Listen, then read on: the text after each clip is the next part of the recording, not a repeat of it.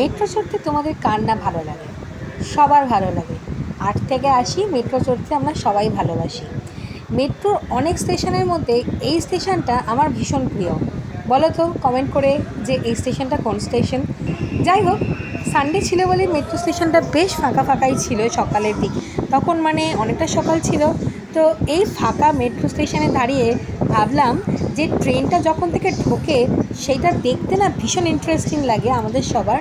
তো সেইটার ভিডিও আজকে কেননা বানিয়ে নিই। তো চলো আজকে সেই ভিডিওটাই এখানে শ্যুট করেছিলাম, জাস্ট মজা করেই। তো যখন দূর থেকে এরকম আলোর ফোকাসটা আসছিল না, একটা মানে জাস্ট কেমন লাগছিলো দেখো, মানে মনে হচ্ছিলো কিছুটা রিফ্লেক্ট করছে ক্যামেরায়। It's look so nice. যাই হোক, এরপর তো চলে এসেছিলো আমাদের মেট্রো। এটা একদম নিউ মেট্রো ছিল। তো এই ছিল মেট্রোর গায়ে পুজোর সময় যে অ্যাড চলে আসে সেগুলো চলে এসেছিলো। তো অনেকদিন বাদে মেট্রো চড়ে না দারুণ লাগছিলো।